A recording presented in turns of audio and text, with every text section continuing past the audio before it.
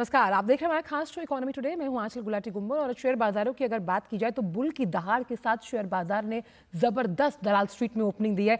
80,000 के लेवल के अप इस वक्त शेयर बाजार कारोबार करते हुए नजर आ रहे हैं। और सकारात्मक खबरों की अगर बात की जाए, जिस तरह से जो व्यापारिक मंत्री हैं अमेरिका के, उन्होंने साफ तौर पर कहा कि भाई ट्रेड वॉर को सुलझाना और इसकी सुलझाने की दिशा में लगातार काम किया जा रहा है, खासतौर पर जो अमेरिका और चीन के बीच चल रहा है। ये जो बयान सामने आया, इसने कहीं ना कहीं पॉजिटिविटी भरी है तमाम बाजारों में और इसी वजह से जो एशियाई बाजार हैं और डाउ फ्यूचर्स हैं बढ़त के साथ कारोबार करते हुए। तो इन तमाम खबरों पर डालेंगे नजर, साथ ही जानेंगे आज का फोकस क्या है एविएशन इंडस्ट्री से जुड़ा हुआ। लेकिन सबसे पहले निगाहें आर्थिक टॉप लाइंस की तरफ। टैरिफ वॉर से फैली वैश्विक अनिश्चितता के चलते आईएमएफ ने भारत के जीडीपी ग्रोथ रेट के अनुमान को घटाया। चालू वित्त वर्ष के लिए जीडीपी ग्रोथ रेट अनुमान घटाकर 6.2%। जनवरी 2025 में आईएमएफ ने जीडीपी ग्रोथ रेट अनुमान 6.5% पर रखा था। इलेक्ट्रिकल टू व्हीलर बनाने वाली कंपनी ओला की महाराष्ट्र में बड़ी मुश्किलें। प्रदेश में बिना ट्रेड सर्टिफिकेट वाले 100 से अधिक शोरूम होंगे बंद। 200 के करीब ईवी जब्त। महाराष्ट्र के ट्रांसपोर्ट विभाग का लोकल आरटीओ जो है उसे कार्रवाई करने के दिए गए निर्देश।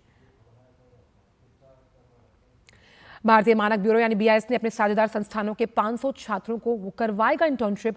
8 सप्ताह की इस इंटर्नशिप में 2 प्रमुख उद्योगों में पूर्व मानकीकरण कार्य को लेकर दी जाएगी जानकारी।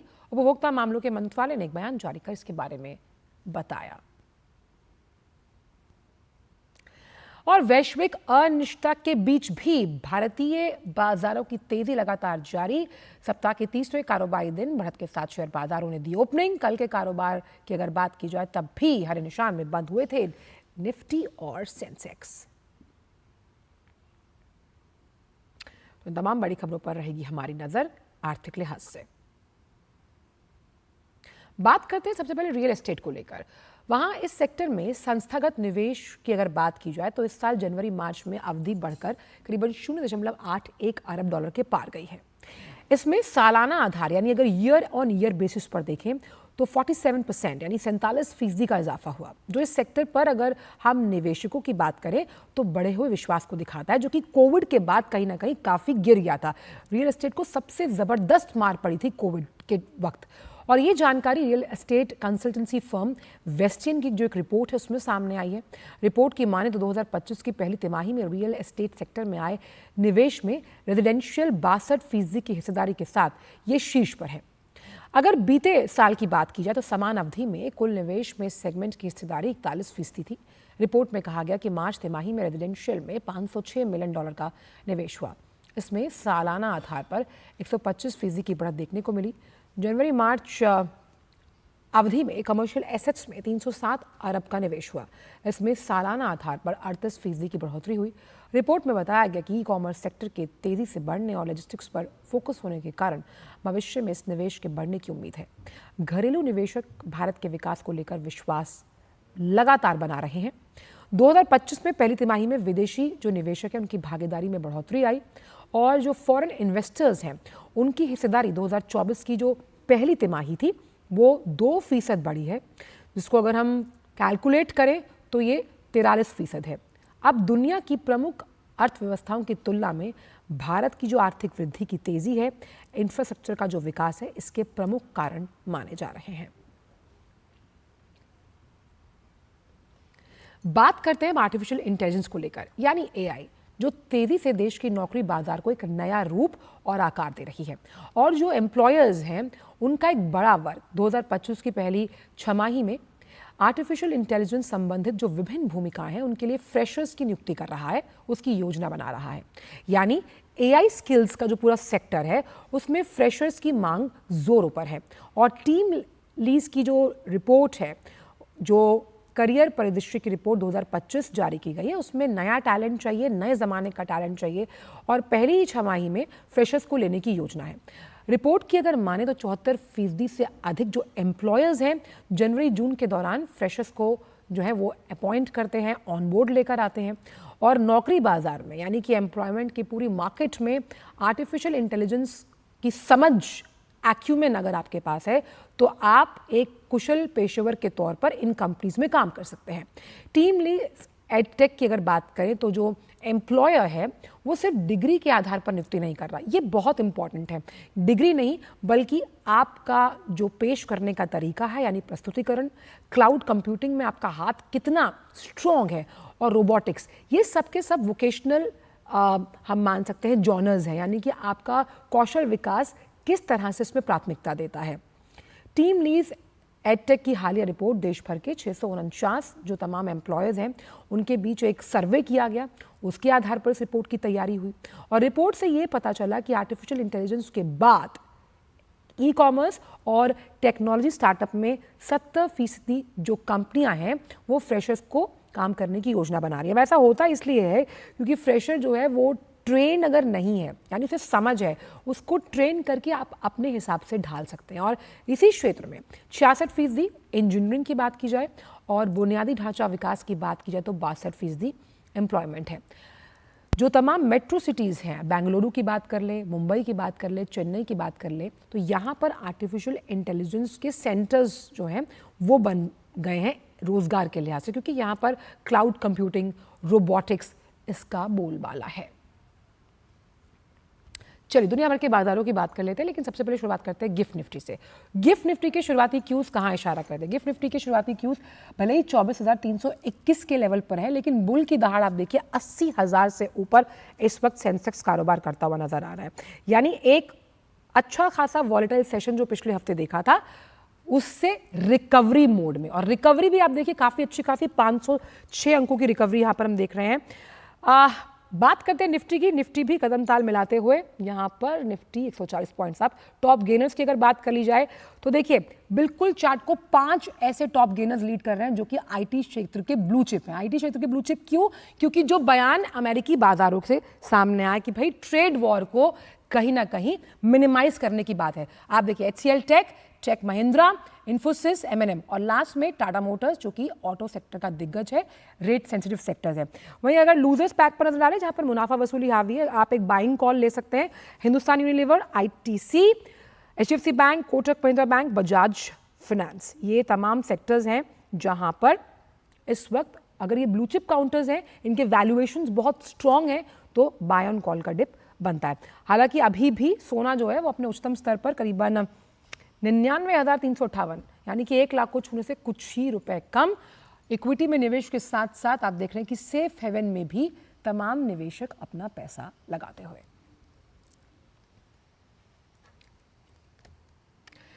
वक्त एक छोटे से ब्रेक का है। ब्रेक के उस पार आकर जानेंगे कि विमानन क्षेत्र का टेक ऑफ इतना जबरदस्त क्यों रहा पिछले 1 दशक में। जुड़ रहिए इकोनॉमी टुडे के साथ।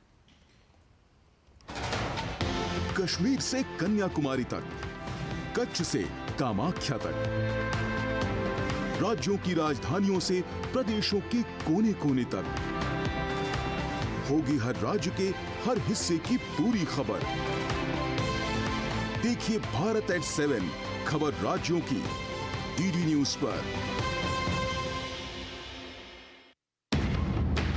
झूठ से भी खतरनाक होता है अधूरा सच, और वैसे ही खतरनाक होती है अधूरी खबर, क्योंकि हर खबर के साथ जुड़ा होता है उसका इतिहास, वर्तमान और भविष्य। देखिए हर बड़ी खबर जिसमें होगा तथ्य, तर्क और सबूत।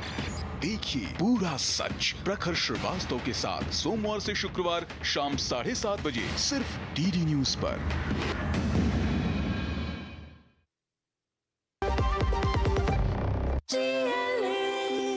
जो लक्ष्य चुना था समझ आने लगा है। GLA यूनिवर्सिटी, उच्च लक्ष्य की निश्चित प्राप्ति। जब धरती चीर कर निकलता है लोहे का पत्थर और मिलता है मोंगिया के जोश से, फिर तपता है, पिघलता है और बनता है फौलाद। अब होता है सरिया सारी खूबियों के साथ। मोंगिया स्टील, मजबूत देश का मजबूत सरिया। ब्रेक के बाद सभी का स्वागत। रुक करते हैं आज के फोकस का।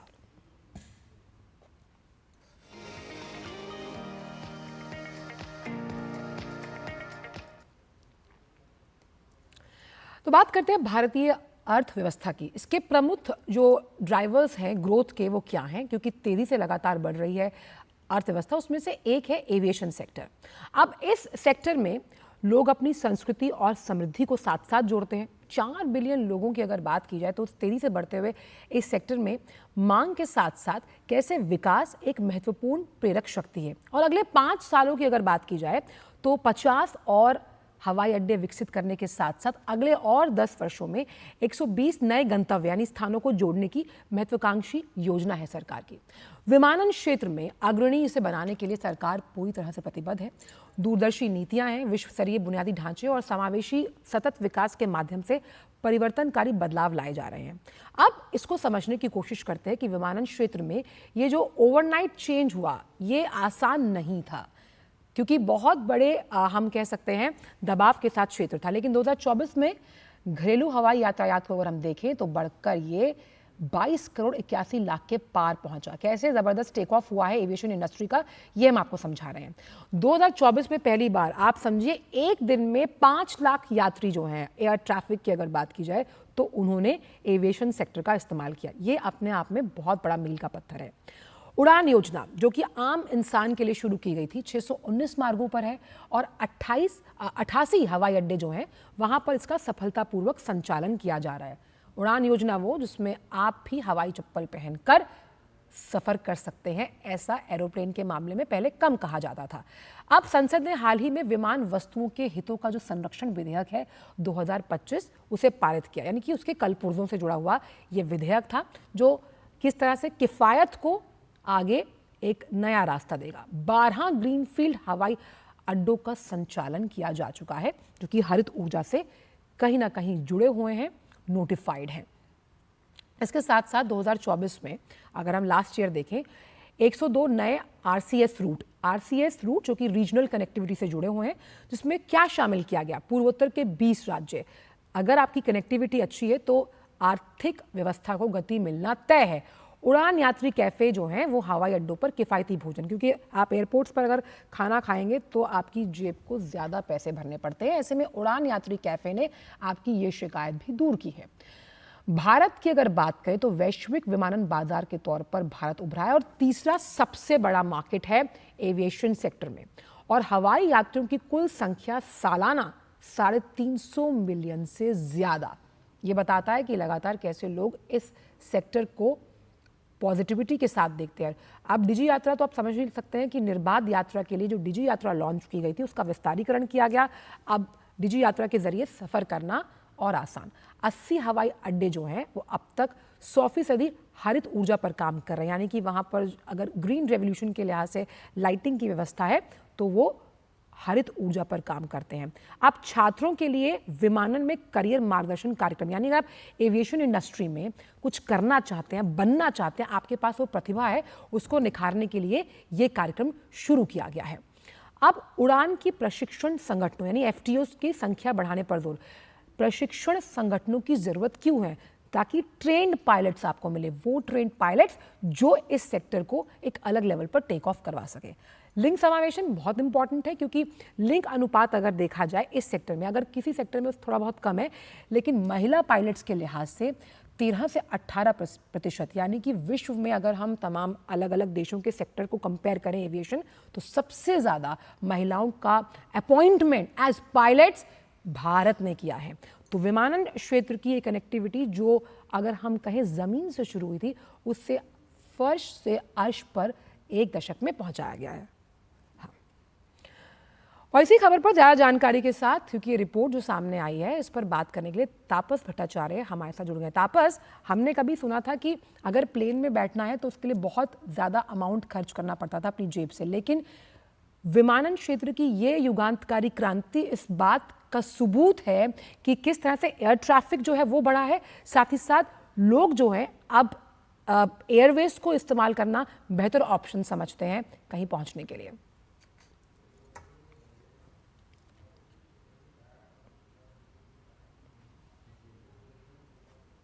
तापस, प्रताप कि हवाई यात्रा जो है वो महंगी है।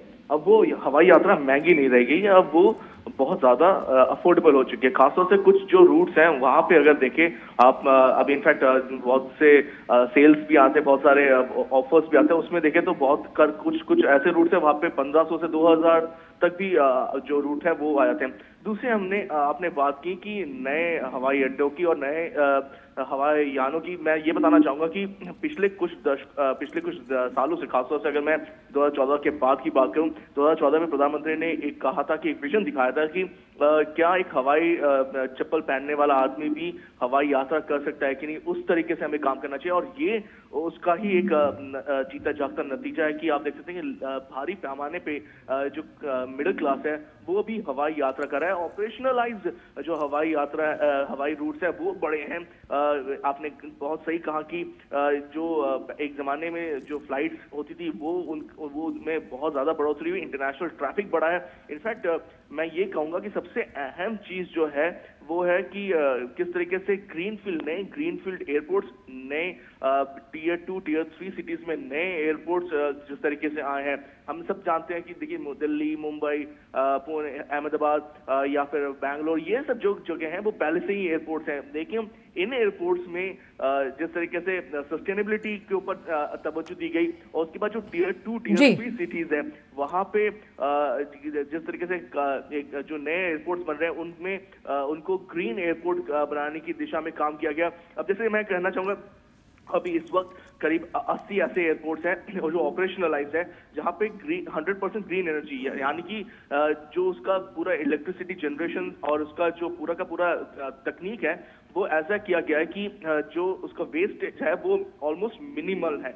ठीक है, उसी के साथ साथ जो आपने बात की कि कुछ जो एयरपोर्ट्स है, जैसे जो ऑलरेडी एग्जिस्टिंग एयरपोर्ट्स है, उनको इस तरीके से किया गया है कि वो एक तरह से ग्रीन तो है, उसके साथ साथ कार्बन न्यूट्रल जो एक हम बार बार बात करते हैं उसके ऊपर भी बहुत ज्यादा दिया जाए। उड़ान स्कीम निकाली गई है, जो एकदम ऐसे जगह है जहाँ पे बड़े एयरपोर्ट्स होना शायद उतना मुमकिन नहीं है, उतना फीजिबल नहीं है, वहां से छोटे रूट्स के जो फ्लाइट्स निकाली गई है, तो वो चीजें अहम हो जाती है। तापस, यहाँ पर जो अगर हम कहें घरेलू मैन्युफैक्चरिंग का कितना बड़ा रोल आप मानते हैं, क्योंकि जिस आत्मनिर्भरता की हम बात कई सेक्टर्स को लेकर करते हैं, ऐसे में विमानन क्षेत्र को आत्मनिर्भर बनाने के लिए इंडिजिनियस मैन्युफैक्चरिंग का बहुत बड़ा रोल रहा है। बिल्कुल, मैन्युफैक्चरिंग बहुत इंपॉर्टेंट है, और ये मैन्युफैक्चरिंग की बदौलत आप देख सकते हैं कि इस वक्त कैपिटल एक्सपेंडिचर एयरपोर्ट इंफ्रास्ट्रक्चर में बहुत बड़ा है। आप सोचिए करीब 91,000 का केपेक्स रखा गया था उसमें जो नए कैपिटल एक्सपेंडिचर पे, और 2019, 2020 और 2024 और 25 में करीब 82,600 करोड़ का ऑलरेडी इस पे खर्चा किया गया है। मैं फिर कहना चाहूंगा कि नई जो एयरपोर्ट कैपेसिटी है, बार बार लोग ये कहते हैं कि नए एयरपोर्ट कितने बन रहे हैं। जी, नए एयरपोर्ट तो बहुत बने हैं, उसमें कोई दो राय नहीं है, लेकिन जो नए एयरपोर्ट बने हैं वो कहाँ बने हैं, वो है बनारस, आगरा, दरभंगा, बागडोरा, ये जो जगह है, जो वहाँ के लोग, हम जब जाते थे कवरेज करने के लिए, वो कहते थे कि हम लोग कनेक्टेड नहीं है। ऐसे नॉर्थ ईस्ट के लोगों को पहले कलकत्ता आना पड़ता था, फिर दूसरे शहर में इंडिया के, भारत के, या फिर विदेश में जाना पड़ता था। अब वहां से भी उनको वो सहूलियत की गई है कि वो वहां से कहीं और जा सके। दूसरी अहम चीज हो जाती है, जैसे आपने कहा कि क्या मैन्युफैक्चरिंग और जो उस तरीके की चीजें हैं, अब ऐसे जो उसके पार्ट्स है, पहले भारत में ये जो एयरक्राफ्ट के पार्ट्स नहीं बनते थे, अब वो पार्ट्स बनाए जा रहे हैं। अब बड़ी बड़ी कंपनी, एयरबस कहिए, बोइंग कहिए, ये यहाँ पे आके यहाँ पे उनका ऑलरेडी उन्होंने अपना जो इंडियन कंपनी है उनके साथ टाई अप किया, और अब आज की डेट में हम देख पा रहे हैं कि भारत ना सिर्फ इस जो पार्ट्स मैन्युफैक्चर कर रहा है, बट आज ये भी चल रहा है। मैंने जब बात की थी कुछ ऑफिशियल्स के एयरबस से, और उन्होंने कहा कि शायद हम, लेकिन इसमें एक बड़ी जो एयरक्राफ्ट है वो भी इंडिया में मैन्युफैक्चरिंग एक पॉजिटिव एस्पेक्ट रिपोर्ट में जो हमने देखा तापस, वो ये है कि पायलट्स की ट्रेनिंग को कैसे और सुदृढ़ किया जाएगा, उनके संगठनों का विस्तारीकरण, और साथ ही साथ अगर जो युवा, यानी कि हमारे करियर ग्रोथ के लिए आप विमानन क्षेत्र में अपनी प्रतिभा निखारना चाहते हैं, उसके लिए भी कार्यक्रम शुरू किया गया है। यानी ये 2 वे कम्युनिकेशन है, आप यहाँ से सीखिए, फिर आपका प्रशिक्षण एज अ पायलट किया जाएगा, ताकि इस पूरे जॉनर में भी अगर कोई लैप्सेस थे उसे कंप्लीट किया गया है। जी देखिए, अभी अगले 10 से 15 साल में एक रिपोर्ट के मुताबिक करीब 30 से 35,000 पायलटों की जरूरत, ट्रेन पायलटों की जरूरत है। तो इस वजह से फ्लाइट ट्रेनिंग ऑर्गेनाइजेशन जो है और ये एक उन्होंने शुरू किया है अलग अलग जगहों पे पायलट की ट्रेनिंग का। उसी के साथ साथ एविएशन गाइडेंस स्टूडेंट के लिए भी शुरू किया गया है, जिससे कि उनको बताया जा सकता है कि आप किस तरीके से एविएशन सेक्टर में आ सकते हैं, किस तरीके से पायलट बन सकते हैं। सिर्फ पायलट नहीं, देखिए पूरा का पूरा एक इकोसिस्टम है इसका, तो वो इंजीनियरिंग कहिए, उसकी मैकेनिकल की बात कहिए, वो सारा एक पूरा एक सिस्टम है। उसके साथ साथ अब मैं ये बताना चाहूंगा कि आज की डेट में भारत में करीब 13 से 18% भारत में महिलाएं पायलट है, जो अपने आप में बहुत ज्यादा मतलब और किसी जगह पे देखेंगे उतना ज्यादा नहीं। और डीजीसीए की माने, उनकी एक रिपोर्ट आई थी, उनका मानना है कि वो करीब 2025 यानी इस साल के अंत तक ये जो 18% करीब 13 से 18% का जो है वो 25% लेके जाने की कोशिश की जा रही है। दूसरी एक और चीज मैं आपको बताना चाहूंगा कि इस वक्त भारत जो है एक बहुत इंपॉर्टेंट हब के हिसाब से उभर के आया है। अगर किसी को पहले होता था कि हम लोग दुबई या अबू धाबी करते थे कि वहां से ले ओवर करके कहीं और इंटरनेशनल फ्लाइट लेते थे, अब लोग इंटरनेशनल फ्लाइट ले ओवर के लिए भारत को एक फेवरेट डेस्टिनेशन मान रहे हैं, क्योंकि यहाँ पे रुकते हैं 2-3 दिन और बाहर का घूमने भी जाते हैं, और उसके साथ साथ आप ले ओवर के बाद अगर जाना चाहे किसी और कंट्री में वो भी जाते हैं। तो ये बहुत इंपॉर्टेंट चीज हो गई है। तो पूरा का पूरा जो नक्शा है, मतलब सिर्फ डोमेस्टिक एयरपोर्ट नहीं, इंटरनेशनल एयरपोर्ट उसका पूरा चेंज किया गया है। ग्रीनफील्ड एयरपोर्ट नहीं बनाए जा रहे हैं, ऑपरेशनलाइज किया जा रहा है। दूसरे जो टियर 2 टियर 3 में एयरपोर्ट्स है, लोगों को तो तापस हम इसको मान सकते हैं कि अपनी कुर्सी की पेटी बांध लीजिए, क्योंकि कुर्सी की पेटी बांधने के बाद आप जिस गंतव्य पर पहुंचेंगे वो आपको इस खबर की जो पॉजिटिविटी है उससे रूबरू करवाएगा। बहुत बहुत शुक्रिया तापस इन तमाम जानकारियों को हमसे साझा करने के लिए, बहुत बहुत शुक्रिया। तो किस तरह से एविएशन सेक्टर का जो पॉजिटिव एस्पेक्ट है पिछले 1 दशक का वो हमने आपसे साझा किया है, लेकिन अब वक्त हो चला है कि हम आपको कारोबार जगत से जुड़ी कुछ अहम खबरें दिखाएं, लेकिन अंदाज रहेगा फटाफट। इलेक्ट्रिक टू व्हीलर बनाने वाली कंपनी ओला के महाराष्ट्र में 121 स्टोर्स बंद होंगे। महाराष्ट्र ट्रांसपोर्ट विभाग ने लोकल आरटीओ को इन्हें बंद करने के निर्देश दिए हैं। ट्रांसपोर्ट विभाग ने ओला के 140 स्टोर्स की जांच की थी। इनमें 121 से ज्यादा स्टोर्स बिना ट्रेड सर्टिफिकेट के चल रहे थे। स्टोर्स पर ट्रेड सर्टिफिकेट नहीं होने के चलते 192 व्हीकल्स को जब्त कर कारण बताओ नोटिस भी दिए गए थे। एयर इंडिया लिमिटेड अमेरिकी कंपनी बोइंग के उन विमानों को खरीदने पर विचार कर रही है जिनके शिपमेंट को चीनी एयरलाइन कंपनियों ने लेने से इनकार कर दिया है। पिछले हफ्ते अमेरिका के साथ टैरिफ वॉर के बीच चीन ने अपनी एयरलाइन कंपनियों को बोइंग से नए विमानों की डिलीवरी नहीं लेने के आदेश दिए थे। एयरटेल और अडानी समूह की कंपनी के बीच बड़ी डील हुई है। भारतीय एयरटेल का कहना है कि वो अपनी सब्सिडियरी कंपनी भारतीय हेक्साकॉम लिमिटेड के साथ मिलकर अडानी डेटा नेटवर्क्स के पूरे 400 मेगाहर्ट्ज स्पेक्ट्रम का उपयोग का अधिकार हासिल करेगी। अडानी डेटा नेटवर्क्स ने 2022 में आयोजित नीलामी के जरिए करीब 212 करोड़ रुपए में 26 गीगाहर्ट्ज बैंड में 400 मेगाहर्ट्ज स्पेक्ट्रम का अधिग्रहण किया था। भारतीय मानक ब्यूरो यानी BIS ने 2025-26 के लिए मानकीकरण के क्षेत्र में अपने साझेदार संस्थानों के साथ 500 छात्रों के लिए इंटर्नशिप की घोषणा की है। इंटर्नशिप का प्रस्ताव 4 साल के डिग्री कोर्स, 5 साल के integrated degree course, post graduate degree और डिप्लोमा प्रोग्राम कर रहे छात्रों के लिए होगा। 8 सप्ताह को इस इंटर्नशिप में 2 प्रमुख उद्योगों में पूर्व मानकीकरण कार्य को लेकर जानकारी दी जाएगी। इलेक्ट्रिक टू व्हीलर बनाने वाली भारतीय कंपनी एथर एनर्जी ने आईपीओ के लिए सेबी के पास रिवाइज्ड ड्राफ्ट पेपर्स फाइल कर दिए हैं। आईपीओ में फ्रेश इश्यू के जरिए 2626 करोड़ रुपए जुटाए जाएंगे। इसके अलावा 11 करोड़ से अधिक equity share offer for sale के जरिए बेचे जाएंगे। जानकारी के मुताबिक निवेशकों के लिए 28 से 30 अप्रैल के बीच ओपन होगा। इससे पहले एथर ने दिसंबर 2024 में ड्राफ्ट रेट हेयरिंग प्रोस्पेक्ट्स यानी पेपर्स जमा किए थे। प्रमुख आईटी कंपनी एचसीएल टेक्नोलॉजीज ने वित्त वर्ष 2025 की चौथी तिमाही में अच्छा प्रदर्शन किया है। कंपनी ने 4307 करोड़ रुपए का मुनाफा दर्ज किया, जो पिछले साल की समान तिमाही की 3986 करोड़ रुपए की तुलना में 8.1% अधिक है। हालांकि यह मुनाफा IBES के अनुमानित 4356 करोड़ रुपए से थोड़ा कम रहा। कंपनी ने शेयरधारकों के लिए 18 रुपए प्रति शेयर का अंतरिम लाभांश देने की भी घोषणा की। अंतर्राष्ट्रीय मुद्रा कोष ने अपने वर्ल्ड इकोनॉमिक आउटलुक में भारत के वित्त वर्ष 26 के लिए विकास दर का अनुमान 30 आधार अंकों से घटाकर 6.2% कर दिया है। इस कटौती के पीछे टैरिफ वॉर से बढ़ते व्यापारिक तनाव और वैश्विक अनिश्चितता को वजह बताया गया है। जनवरी 2025 में IMF ने वित्त वर्ष 26 और 27 के लिए भारत का विकास अनुमान 6.5% पर स्थिर रखा था।